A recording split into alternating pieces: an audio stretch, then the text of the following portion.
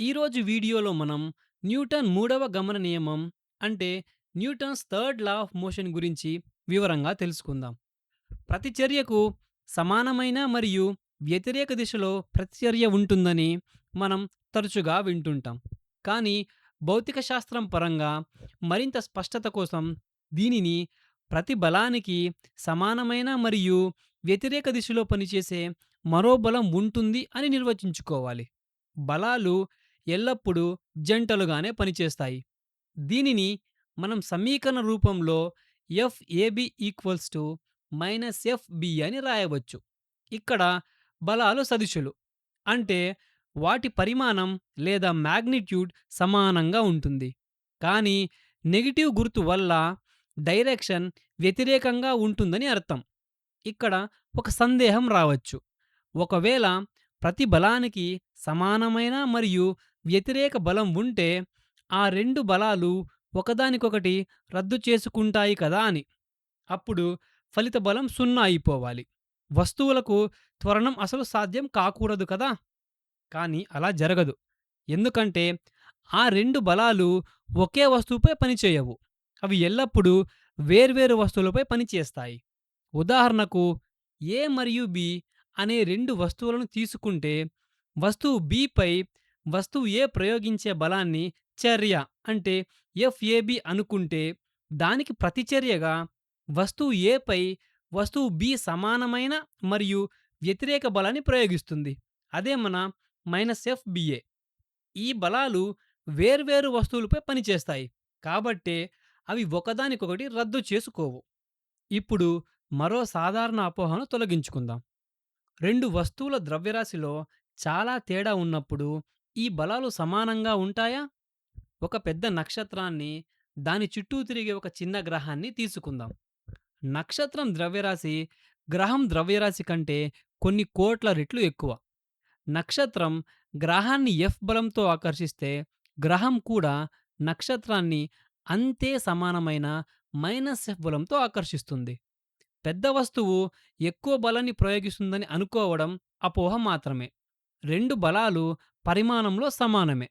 మరి బలాలు సమానమైతే గ్రహం మాత్రమే నక్షత్రం చుట్టూ ఎందుకు తిరుగుతోంది? నక్షత్రం ఎందుకు కదలడం లేదు అని మీకు సందేహం రావచ్చు. ఇక్కడే మనం న్యూటన్ రెండవ గమన నియమాన్ని ఉపయోగించుకోవాలి. త్వరణం సమీకరణం A is equals to F/m. రెండు వస్తువులపైన పనిచేసే బలాలు సమానమే కానీ నక్షత్రం యొక్క ద్రవ్యరాశి m చాలా ఎక్కువ. కాబట్టి దాని త్వరణం అంటే యాక్సిలరేషన్ దాదాపు శూన్యంగా ఉంటుంది. గ్రహం యొక్క ద్రవ్యరాశి తక్కువ. కాబట్టి త్వరణం ఎక్కువ ఉండి అది కదులుతుంది. మూడవ గమన నియమానికి సంబంధించి సమయం పట్ల కూడా ఒక అపోహ ఉంది. చర్య జరిగిన కొంత సమయానికి ప్రతిచర్య వస్తుందేమో అని అనుకుంటారు. ఉదాహరణకు మీరు ఒక గోడను తన్నితే మీ కాలు గోడపై బలాన్ని ప్రయోగిస్తుంది. దీనికి ప్రతీకగా గోడ వెంటనే మీ కాలుపై బలాన్ని ప్రయోగిస్తుందా? భౌతిక శాస్త్రం ప్రకారం ఇక్కడ ఎలాంటి సమయ జాప్యం అంటే టైం డిలే ఉండదు. అది తక్షణం జరుగుతుంది. కాలు గోడను తాకిన మరుక్షణమే సమానమైన ప్రతిచర్య జరుగుతుంది. ఈ నియమంలోని జంట బలాలు అంటే యాక్షన్ రియాక్షన్ పైర్స్ సులభంగా ఎలా గుర్తించాలి? దీనికి ఒక చిన్న పద్ధతి ఉంది. వాక్యంలోని వస్తువుల పేర్లను తారుమారు చేస్తే చాలు.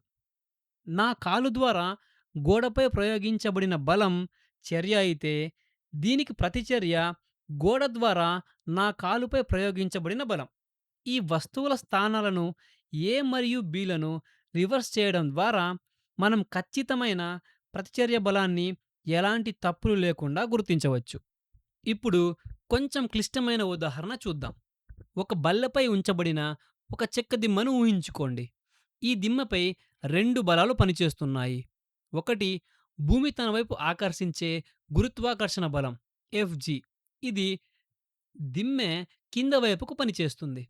రెండవది బల్ల దిమ్మపై పైకి కలుగజేసే అభిలంబ బలం అంటే నార్మల్ ఫోర్స్ FN.